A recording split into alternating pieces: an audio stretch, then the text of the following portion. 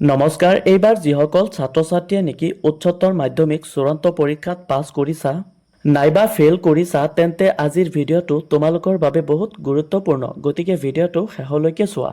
পাছ কৰা সকলে যদি বেটাৰমেণ্ট দিব খুজিছা আৰু ফেইল কৰা সকলে নিশ্চয় কম্পাৰ্টমেণ্টেল পৰীক্ষা দিবা, তেন্তে ভিডিঅ'টো সম্পূৰ্ণকৈ চোৱা।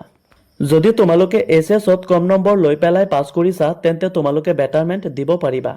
হয়তো তোমালোকে ভাবি আছা যে বেটাৰমেণ্ট দিয়াৰ পিছত যদি আগতকৈ নম্বৰ কমি যায় তেন্তে কি হ'ব, আৰু HSত ফেইল কৰা কোনসকল ছাত্ৰ ছাত্ৰীয়ে কম্পাৰ্টমেণ্টেল দিব পাৰিবা, সকলোখিনি কথা ভালকৈ বুজাই দিম, গতিকে ভিডিঅ'টো তোমালোকে শেষলৈকে চোৱা। প্ৰথমতে জনাই আছো এইবাৰ HSত ফেইল কৰা কোনসকল ছাত্ৰ ছাত্ৰীয়ে কম্পাৰ্টমেণ্টেল দিব পাৰিব। যিসকল ছাত্ৰ ছাত্ৰীয়ে নেকি এইবাৰ HSত দুটা বা তিনিটা ছাবজেক্টত ফেইল কৰিছে তেনেকুৱা ছাত্ৰ ছাত্ৰীয়ে কম্পাৰ্টমেণ্টেল দিব পাৰিব। যিসকল ছাত্ৰ ছাত্ৰীয়ে নেকি বেটাৰমেণ্ট দিবা তেন্তে তোমালোকে হয়তো ভাবি আছা যে আগতকৈ যদি নম্বৰ কমি যায় তেন্তে কি হ'ব। যদি তোমালোকে বেটাৰমেণ্ট দি পেলাই নম্বৰ ইনক্ৰিজ কৰা তেন্তে নতুন নম্বৰটো তোমালোকৰ ধৰা হ'ব। আকৌ যদি তোমালোকে বেটাৰমেণ্ট দি পেলাই আগতকৈ নম্বৰ কম পোৱা তেন্তে আগৰ নম্বৰটোৱে ধৰা হ'ব।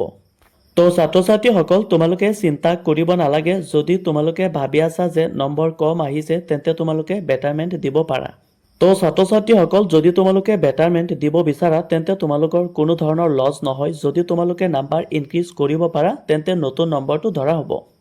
আৰু যদি বেটাৰমেণ্ট দি পেলাই আগতকৈ নম্বৰ কমি যায় তেন্তে আগৰ যোনটো নম্বৰ আছিল সেইটোৱে ধৰা হয়। আৰু তোমালোকে বেটাৰমেণ্ট পৰীক্ষা মুঠ 4টা ছাবজেক্টত দিব পাৰিবা।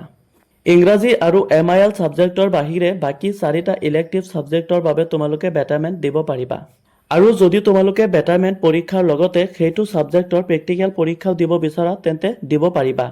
আৰু এই বেটাৰমেণ্ট পৰীক্ষাৰ বাবে তোমালোকে আবেদন কৰিব লাগিব। আবেদনৰ বাবে তোমালোকে কলেজত খবৰ ল'বা আৰু ইয়াৰ বাবে তোমালোকে এক্সট্ৰাকে পে' কৰিব লাগিব।